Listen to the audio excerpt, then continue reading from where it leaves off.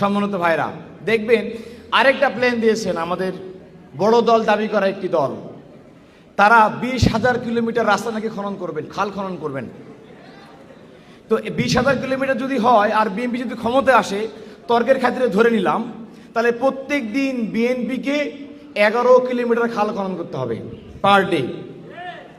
তাহলে বিএনপি সকল নেতাকর্মী, ইভেন আমাদেরকেও সকালবেলা উঠে এক হাতে কোদাল আরেক হাতে একটা বাঁশের টুকরি হাতে নিয়ে নামতে হবে রাস্তায়, খাল খনন করে করে তারপর প্রমাণ করতে হবে যে না আমরা প্ল্যান বাস্তবায়ন করতে পারছি। এটা তারেক রহমান কিন্তু এটা বলেন নাই। এই এতগুলো মাটি তিনি কোথায় রাখবেন? এই মাটি কি গুলশানে রাখবো আমরা, নাকি পল্টনে রাখবো, নাকি হাওয়া ভবনে রাখবো? তিনি কিন্তু বলেন নাই। আরেকটা প্ল্যান আপনি দেখেন, তারেক রহমান বলেছেন 50 কোটি বৃক্ষ তিনি রোপণ করবেন।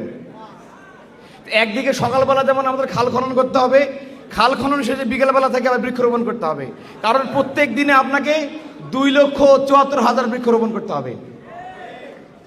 এই যে অবাস্তব পরিকল্পনা, তিনি কুমিল্লা গিয়ে বলেছেন আমরা কুমিল্লা ইপিজেড চালু করব, অথচ কুমিল্লা ইপিজেড আগে থেকে আছে।